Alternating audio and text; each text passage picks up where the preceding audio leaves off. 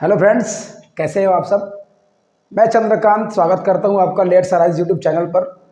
पिछले क्लासेस में हम लोगों ने बात किए थे मोल टू मोल रिलेशनशिप और मास टू मास रिलेशनशिप के बारे में। आज हम लोग फिर से बात करने वाले हैं और उनका क्वेश्चन लेकर के आने वाले हैं कि हम लोग बात कर रहे थे मास टू मास रिलेशनशिप का। ठीक है, वीडियो आगे स्टार्ट करने से पहले फ्रेंड्स आप लोगों से एक रिक्वेस्ट रहेगा कि आप लोग क्या बार चैनल को सब्सक्राइब कर ले और बेल आइकन को दबा ले, ताकि आगे का जो वीडियो है आप लोगों को एकदम सुपरिभाषित मिलती रहे।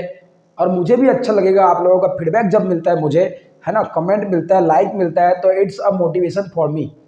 तो आप लोगों से रिक्वेस्ट रहेगा कि कम से कम वो काम करे, है ना, जिससे मैं अपना जो कार्य है उसको और सुरुचि ढंग से सुरुचिपूर्ण कर पाऊँ। आज का पहला प्रश्न चलते हैं, मास टू मास रिलेशनशिप के बारे में है। ठीक है, 4 रिलेशनशिप हम लोगों ने बात कर रखे थे, mole to mole, mass to mass, mass to volume और वॉल्यूम टू वॉल्यूम। तो धीरे धीरे करके हम लोग आज चलेंगे और आज ही का क्वेश्चन जो है असर्शन रीजन और स्टेटमेंट वाले क्वेश्चन में भी हम लोग क्या करने वाले हैं, क्वेश्चन को सॉल्व करने वाले। ठीक है, तो लगे रहिए मेरे साथ, बने रहिए इस यूट्यूब चैनल पर। आओ बात करते हैं, calculate the hydrogen required calculate the hydrogen required to reduce copper oxide to copper। क्या बोल रहा है कि भैया मेरे पास कॉपर ऑक्साइड है ऐसे, ठीक है, ये कॉपर ऑक्साइड है और इसको रिड्यूस करना है ऐसे, हाइड्रोजन से रिड्यूस करना है। तो यहां से क्या हो जाएगा, H2O बाहर निकल जाएगा और ये कॉपर अलग हो जाएगा ऐसे। मेरे पास क्यूप्रस ऑक्साइड दिया हुआ है, मुझे हाइड्रोजन का अमाउंट क्या करना है, कैलकुलेट करना है। ठीक है, चलो आते हैं, मैं सॉल्यूशन कर रहा हूं भाई, ये लो, है ना, ये रिएक्शन बार बार नहीं लिखूंगा। तो W1 निकालेंगे, W2 निकालेंगे, M1 निकालेंगे, M2 निकालेंगे और बात खत्म हो जाएगा। रिलेशन हम लोगों को पता है, रिलेशन क्या पता है कि W2 upon W1 equal to M2 upon M1 ये होता है। ठीक है, देखो मैंने पिछले क्लास में कैसे लिखा रखा है, M1 अपॉन M2, या फिर ऐसे लिखाया होगा आपको, कैसे, W1 upon W2 equal to M1 upon M2 ऐसे लिखा है भाई। तो कोई दिक्कत नहीं है, आप ऐसे भी लिख सकते हो, है ना, इसको ऐसे ऐसे करके देख लो, है ना, तिर्यक तिर्यक करके देखो, आपको समझ में आ जाएगा। ठीक है, तो ये बात हो गया। अभी देखो, क्यूप्रस ऑक्साइड मुझे कुछ दिया है क्या, यहाँ पे कुछ दिया है क्या, कुछ नहीं दिया है, तो हम लोग उसको क्या मानेंगे, 1 ग्राम मानते हैं, यूनिट ऑफ अ ग्राम मान लेते हैं। ठीक है, 1 ग्राम मान लेते हैं। और अब क्या पूछा है, हाइड्रोजन रिक्वायर्ड पूछा है, तो हाइड्रोजन को ढूंढना है भैया ऐसे, ये कुछ इस प्रकार ढूंढना है। M1 निकाल लेते हैं, क्यूप्रस ऑक्साइड है ना, इसका M1 निकालने के लिए क्या करेंगे, कॉपर का कितना होता है, तो 29, तो हो सकता है 63 के आसपास, हाँ 63 ही है इसका मास। ठीक है, तो ये हो जाएगा 63 प्लस ऑक्सीजन का कितना होता है, 16 होता है।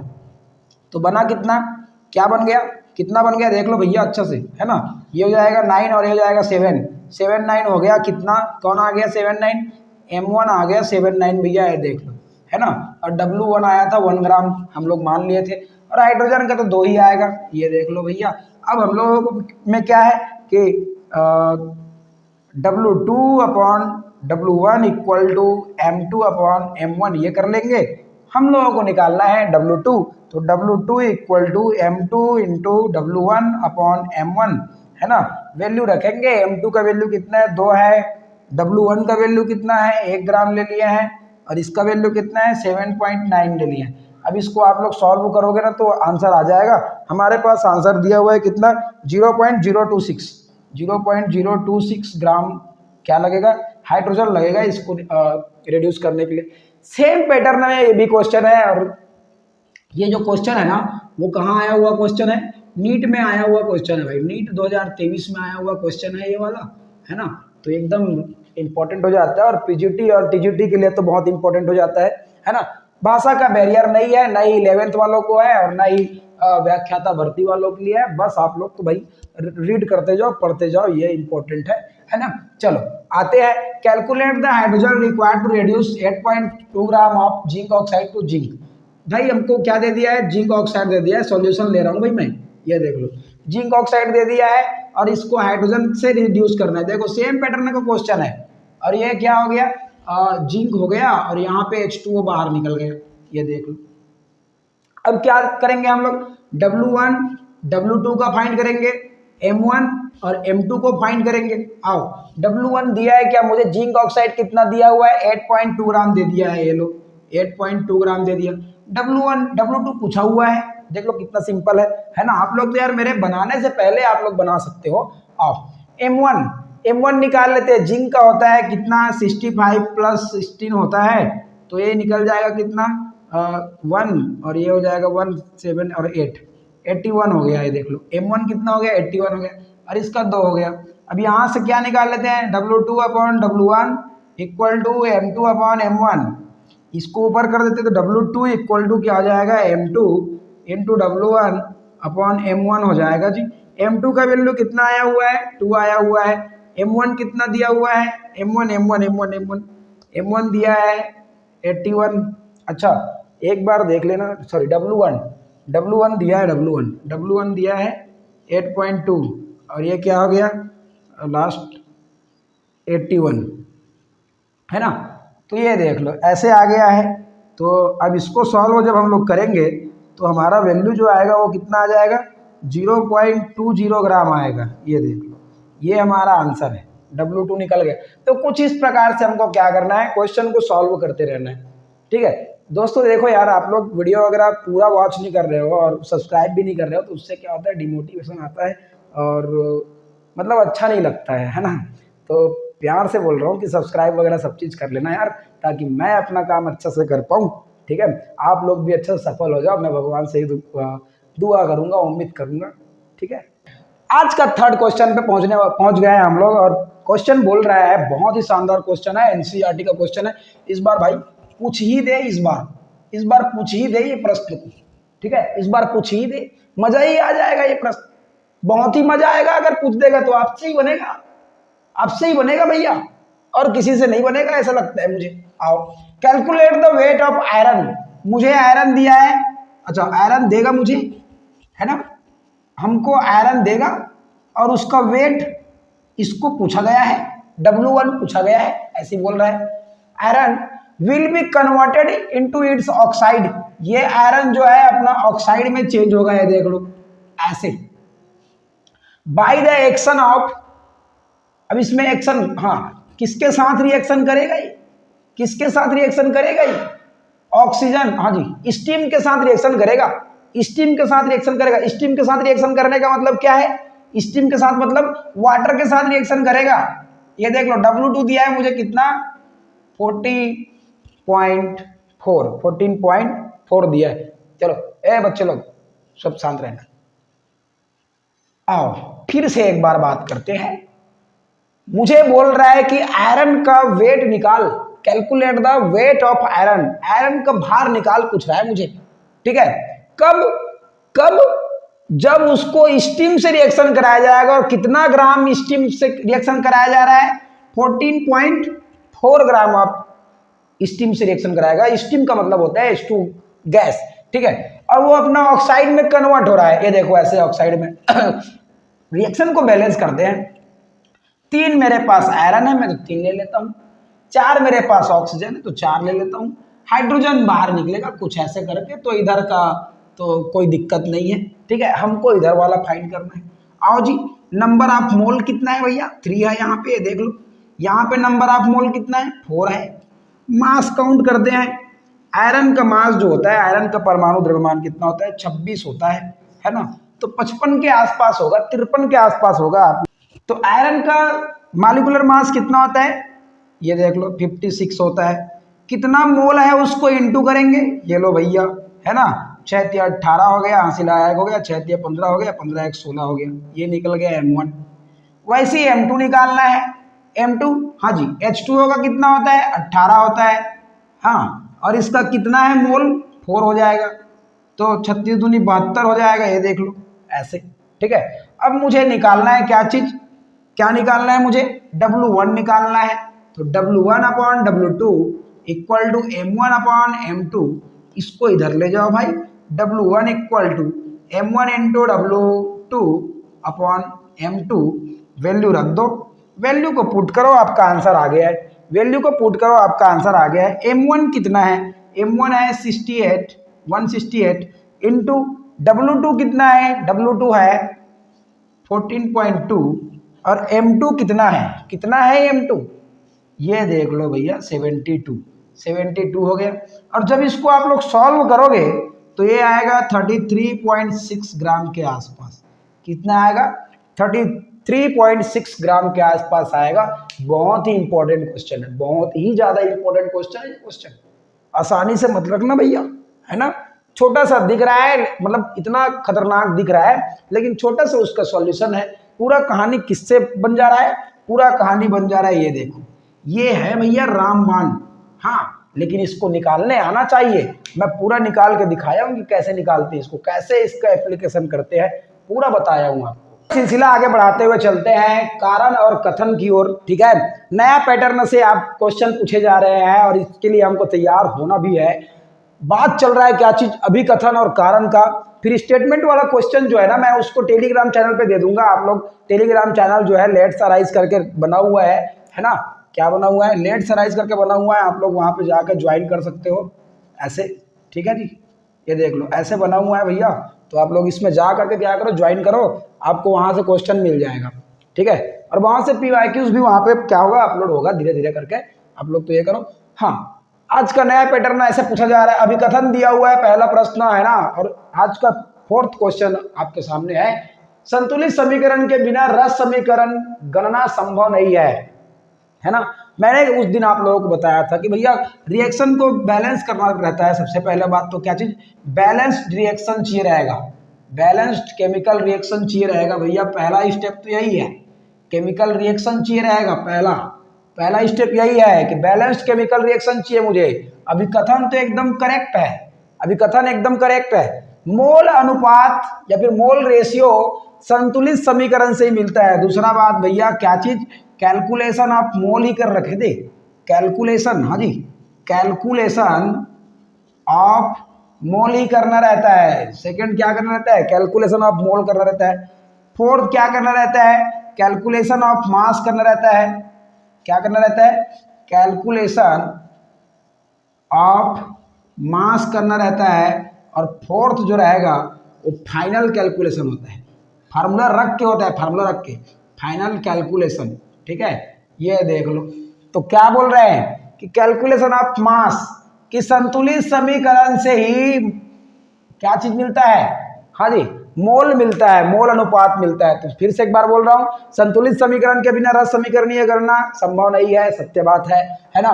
मोल अनुपात संतुलित समीकरण से ही प्राप्त होता है। भैया मोल कहां से प्राप्त होगा? संतुलित समीकरण से ही प्राप्त होगा। तो क्या बोल रहे हैं? कारण और कथन दोनों सही है मामा लोग, है ना। और कारण जो है वो अभिकथन का सही व्याख्या कर रहा है। यस, ऐसे बोल रहा है दोनों। ठीक है, तो ऑप्शन नंबर ए के साथ चले जाएंगे हम लोग। इसमें किसमें जाएंगे? ऑप्शन नंबर ए के साथ चले जाएंगे। 5वां क्वेश्चन देखेंगे और अभिकथन कारण का दूसरा क्वेश्चन है ना। देखो बोल रहा है, 1 मोल किसी भी गैस का वॉल्यूम STP पर 22.4 लीटर होता है। ठीक है, आओ पहले बात करते हैं STP क्या होता है। स्टैंडर्ड टेम्परेचर प्रेशर होता है जी, ये देख लो, स्टैंडर्ड टेम्परेचर प्रेशर STP बोलते हैं। सामान्य ताप दाब या फिर मानक ताप दाब बोलते हैं। मानक हम लोग मान लेते हैं 20, जैसे कि हम लोग क्या बोलते हैं, 1 ATM प्रेशर होता है और 298 केल्विन या फिर 25 डिग्री सेल्सियस या फिर रूम टेम्परेचर को मानक मान लेते हैं। रूम टेम्परेचर को क्या मान लेते हैं? मानक मान लेते हैं। वही STP है ना। का वॉल्यूम, हाँ, 1 मोल जो है वो कितना के बराबर होता है? 22.4 लीटर के बराबर होता है गैस। ये तो सत्य है, अभिकथन सही है भैया। कारण देख लेते हैं। STP पर सभी गैसें आदर्श गैस होती है। देखो भाई, आदर्श नाम का कोई चीज नहीं है। ठीक है, पूरा जितना भी गैस है वो सभी वास्तविक है। मैं भी आदर्श नहीं हूं, मैं खुद आदर्श नहीं हूं, ना कोई व्यक्ति विशेष आदर्श है, ना ही कोई गैस आदर्श है। कोई आदर्श नहीं हो सकता है। अरे किसी को मैं अच्छा लग सकता हूं, किसी को मैं अच्छा लग सकता हूं, तो किसी को बुरा भी तो लग सकता हूं ना। कोई विराट कोहली का फैन हो सकता है, तो कोई विराट कोहली का फैन नहीं हो सकता है, ये तो हो सकता है ना। उसी प्रकार कोई गैस आदर्श अपने आप में हो सकता है, लेकिन हम माने तब तो ऐसा नहीं है। कारण बिल्कुल गलत है ना। क्या बोल रहे हैं? अभिकथन सही है और कारण गलत है। ये बात देख लो, आप लोग ऑप्शन छांट लो और उस ऑप्शन को करेक्ट कर लेना। ठीक है, असर्शन रीजन का ये क्वेश्चन, ये सीरीज है ना, समाप्त होने के कगार पर है। अभिकथन बोल रहा है क्वेश्चन नंबर 6 का, यदि 2 मोल हाइड्रोजन और 1 मोल ऑक्सीजन अभिक्रिया करते हैं, चलो अभिक्रिया करा लो भाई। 2 मोल हाइड्रोजन बोला है क्या, 2H2, और 1 मोल ऑक्सीजन मतलब यहाँ पे 1 है, ऑक्सीजन रिएक्शन करेगा तो H2 पूरा कंज्यूम होता है। देख लेते हैं H2 पूरा कंज्यूम होता है कि नहीं होता है। पूरा कंज्यूम हो गया, पूरा कंज्यूम होता है भैया, पूरा कंज्यूम होता है, ठीक है। अभिकथन सही है, मतलब ये और ये देख लो ऐसा, ठीक है। ये यहाँ पे 2 मोल है और यहाँ पे क्या बन रहा है, 2 मोल ही बन रहा है, कोई दिक्कत नहीं है, ठीक है। और क्या बोल रहा है, अभिक्रिया में अनुपात ये है 2:1 है। अरे भाई दिख तो रहा है यार, ये देखो ऑक्सीजन का मोल 1 है और इसका 2 है, तो 2:1 है। अभिक्रिया में हाइड्रोजन और ऑक्सीजन जो है वो किसके अनुपात में है, 2:1 के अनुपात में है। तो कारण भी सही है और कारण जो है वो अभिकथन का सही व्याख्या करता है। हम लोग चले जाएंगे ऑप्शन नंबर ए के साथ, ऑप्शन नंबर ए के साथ चले जाएंगे। दूसरा क्वेश्चन देखते हैं फटाफट। अभिकथन बोल रहा है 1 मोल नाइट्रोजन और 3 मोल हाइड्रोजन अभिक्रिया करके 2 मोल अमोनिया हमेशा बनाता है। ये देखो, जब कारण कथन में ऐसे हमेशा शब्द आएगा ना तो थोड़ा से रुक जाना भाई, थोड़ा से रुक जाना। उसका कारण क्या है, हमेशा, केवल, ये सब जो रहता है, सिर्फ, ये सब क्या रहता है, नेगेटिव वर्ड रहता है। क्या हमेशा बनेगा, नहीं भैया। मैं इसका कॉन्सेंट्रेशन बढ़ा दूंगा या फिर इधर टेम्परेचर बढ़ा दूंगा या फिर प्रेशर बढ़ा दूंगा तो जो बनने की जो वो होता है प्रोसीजर रहता है वो चेंज हो जाता है। लीस आते लिए प्रिंसिपल के आधार पे, लीस आते लिए प्रिंसिपल के आधार पे। तो भैया मेरा अभिकथन तो गलत हो गया भाई, अभिकथन गलत हो गया, ठीक है। हमेशा नहीं बनेगा भैया, हमेशा नहीं बनेगा, ठीक है। मतलब हमेशा शब्द नहीं आना चाहिए था, ये एक खत्म हो जाता ना तो सही हो जाता है स्टेटमेंट। आओ देखो, N2 और NH3 ये देखो रिएक्शन कर रहा है, में रेशियो क्या है, 2:1:3:2 है। इस रिएक्शन में यहाँ पे नाइट्रोजन का कितना है, 1 है, मतलब 1 है। हाइड्रोजन कितना है, 3 है, और ये बना कितना है, 2 है। तो 1:2। ये कौन सा वाला रिएक्शन हो गया, ये तो गेलुसाक वाला बात हो गया, गेलुसाक वाला बात हो गया। तो कारण तो सही है ना, मतलब मेरा अभिकथन जो है वो गलत हो गया भैया, और कारण क्या है जी, कारण सही हो गया। आपको ये में चलना है, ये में चलना है, ये देख लो। तो ये क्वेश्चन रहा क्या चीज का, आज का, है ना। अब हम लोगों के पास क्या क्या बचा हुआ है, हम लोगों के पास रिएक्शन बैलेंस करने का बचा हुआ है, लिमिटिंग रिएजेंट बचा हुआ है, और क्या बचा हुआ है, सॉल्यूशन बचा हुआ है, ठीक है, रिएक्शन ऑफ सॉल्यूशन बचा हुआ है। तो ये 3 टॉपिक बचा हुआ है। और आज ये जो है वो 11th वीडियो है, 11 वीडियो है। मैं करूंगा कि 15 वीडियो में पूरा क्वेश्चन के साथ साथ पूरा जो कॉन्सेप्ट है वो खत्म हो जाए। आप लोग पूरा देखते रहो भाई। और फिर से बोल रहा हूं, मेरा पीडीएफ वगैरह जो है ना, पीडीएफ नोट्स वगैरह आपको खरीदना है तो ये नंबर आपके सामने में दिया हुआ है, आप लोग मेरे साथ कांटेक्ट करें, ठीक है। और व्हाट्सअप करें, मतलब चीज़ों को।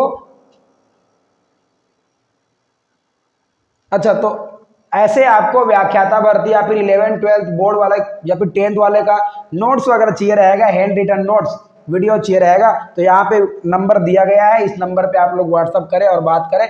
आपको पीडीएफ मात्र कितना रुपए में मिल जाएगा, मात्र 50 रुपये या फिर 49 रुपये में मिल जाएगा, ठीक है। कम से कम आपको 10 पीडीएफ मिल जाएगा पूरा, उसका किसका, व्याख्याता भर्ती का, क्वेश्चन समेत और कॉन्सेप्ट के साथ, ठीक है। तो 50 रुपए का रहता है, आपको फोन पे या फिर यूपीआई करना रहेगा। तो आप लोग क्या कर सकते हो, वो करो। और यार मैं सही बता रहा हूँ, एकदम इंपॉर्टेंट रहेगा भाई, जिसको व्याख्याता बनना है या फिर जिसको अच्छा काम करना है, टीचर बनना है, वो लोग इन वीडियो को देखेंगे। बाकी लोगों का बस का बात नहीं है, और वो लोग ना देखें तो सही है, ठीक है। या फिर कोई और के पास खरीदे तो बहुत अच्छा बात है, लेकिन मेरे पास आप लोगों को 50 रुपए में पूरा पीडीएफ मिल जाएगा। जितना चीज मेरे पास कंटेंट अवेलेबल है आपको पूरा दे दिया जाएगा, ठीक है। ये तो आज का वीडियो यहीं पे समाप्त करते हैं। लेट्स राइज चैनल को देखने के लिए आपका बहुत बहुत धन्यवाद। और आप लोग सब्सक्राइब करो, लाइक करो और शेयर करो यार। अच्छी चीजों का हमेशा शेयर वो होना चाहिए, इन्फ्लुएंस होना चाहिए, ठीक है। अच्छी चीज़ अगर इन्फ्लुएंस करेगा, समाज में लोग अच्छा बनेंगे, समाज में लोग अच्छा बनेंगे तो अच्छा अच्छा काम करेंगे, ठीक है। फिर जितना भी वो इधर उधर का बात सुनते वो सुनाई में नहीं आएगा। एजुकेशन फर्स्ट के पॉलिसी पे ध्यान देना चाहिए। तो आप लोग यार कम से कम सब्सक्राइब और लाइक करो, मुझे मोटिवेशन मिलता है, मुझे मोटिवेशन मिलेगा, मैं अच्छा अच्छा वीडियो बनाते रहूँगा, ठीक है। चलो।